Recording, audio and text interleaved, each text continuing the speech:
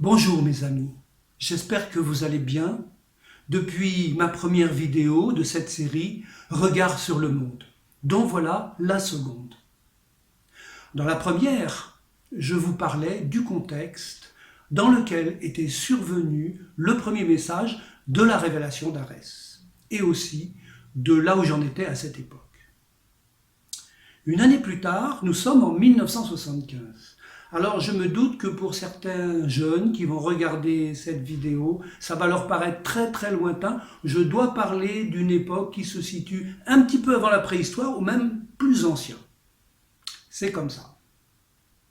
Mais 1975 est une année très importante pour moi, car on m'y apporte, comme sur un plateau, un poste d'expatrié au Gabon. Moi qui n'ai jamais rêvé de voyage, je saute sur l'occasion pour fuir ma vie que je trouve étriquée et sans saveur. Je reste à Libreville le temps d'un contrat et je me mets à sillonner les chemins et les routes d'Afrique, imitant en cela des dizaines de millions de voyageurs, on les appelle les babas à l'époque, qui parcourent les 5 continents à la recherche d'un autre sens à l'existence que ce matérialisme tout tracé de nos sociétés occidentales. En 1977, je me trouve en Afrique de l'Ouest. À la même période, Michel Potet est l'objet d'une intervention du surnaturel. Le Créateur lui dicte un deuxième message qu'il intitulera le livre. Le livre, c'est une porte ouverte sur notre jardin, une incitation à le cultiver, à y développer les beautés et les puissances spirituelles, de façon à ce que de jardin en jardin, nous construisions un jardin planétaire. C'est aussi un chemin pour sortir de la culture, du côté factice des mots et des idées pour les idées, et entrer dans une autre réalité, l'interconnexion avec le tout. Mais ce message ne néglige pas pour autant les réalités immédiates. Il demande à son témoin de faciliter la rencontre entre le président égyptien Anwar el-Sadat et le premier ministre israélien Menahem Begin. Il enverra une lettre à chaque chef de gouvernement, ce qui provoquera les rencontres de Camp David. La révélation d'Arès annonce aussi 2 ans à l'avance l'invasion de l'Afghanistan.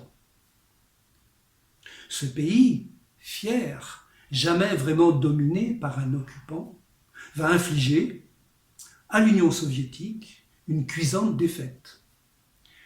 Les Moudjahidines seront aidés en sous-main par certaines puissances occidentales qui vont participer, sans s'en rendre compte, à la création d'un monstre, le terrorisme islamique. Car certains combattants, une fois débarrassés de l'occupant soviétique, vont se retourner contre leurs bienfaiteurs et généraliser une politique d'attentats dans le monde entier. Il n'y a rien là de très nouveau dans l'histoire des alliances et des trahisons pour la conquête du pouvoir et de la domination. C'est le b.a.-ba politique. Mais dans la vie des femmes et des hommes et de leurs familles qui vont subir les attentats, quelle tragédie! Et le monde va se mettre à trembler de peur des attentats. Je découvre la révélation d'Arès en 1983. Nous sommes au début de l'ère Mitterrand.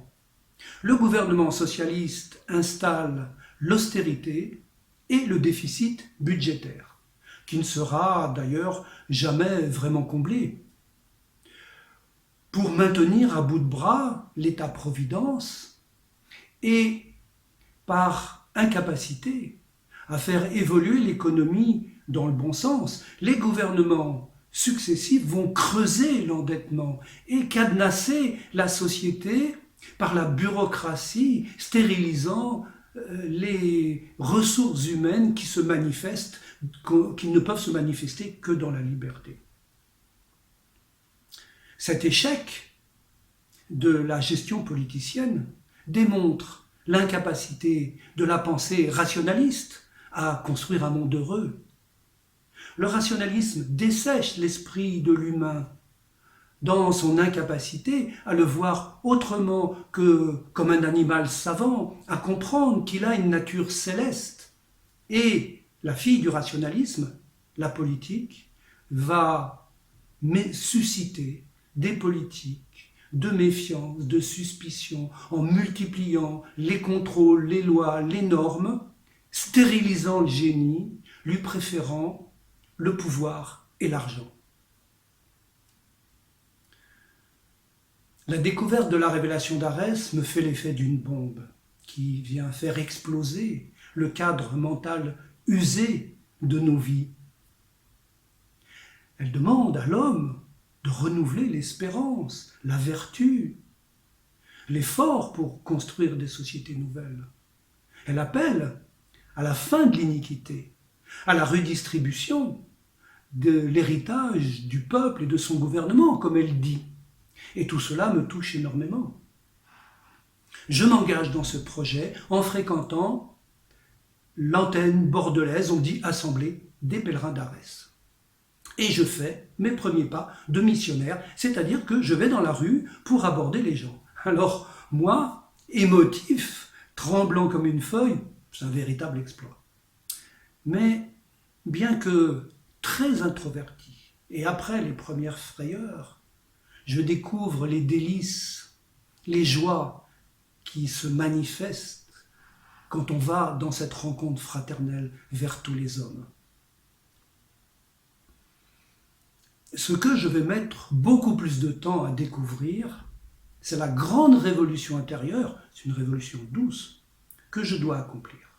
Car vouloir créer un monde neuf demande à ses auteurs un mental neuf, débarrassé des préjugés, des amertumes, des volontés de revanche, des ambitions, pour faire de l'amour inconditionnel le ciment souple de cet édifice. En 1989, la chute du mur de Berlin sonne le glas des illusions communistes. Quelques centaines de millions de femmes et d'hommes se libèrent d'une tyrannie qui, en quelques 70 ans, a asséché l'espoir des damnés de la terre, comme chante l'Internationale, à une vie belle, heureuse et libre. Quel dommage que cette défaite d'une magnifique idée, le partage universel, corrompu par son volet bureaucratique. L'erreur, c'est d'avoir voulu l'imposer par la loi ou l'idéologie. La redistribution des biens et des fonctions ne peut pas se décréter de manière centraliste.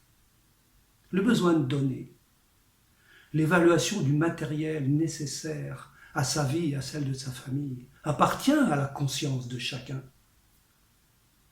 Oui, mais alors, collectivement, comment faire ? Il va falloir beaucoup patienter et chercher des moyens pour que l'amour devienne le premier réflexe. Évidemment, de ce côté-ci de l'Europe, on exulte, rendez-vous compte. C'est le triomphe de la démocratie libérale. Le marché a vaincu le marxisme. Désormais, le monde entier va pouvoir profiter des bienfaits de la société de consommation et des droits de l'homme, qui semble le programme unique des démocraties occidentales. Ce serait la fin de l'histoire.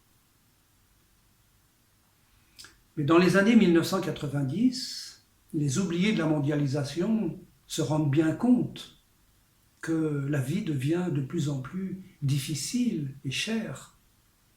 Quelques dizaines de millions de chômeurs peinent à joindre les deux bouts alors que la spéculation génère des profits fabuleux qui déstabilisent le tissu social.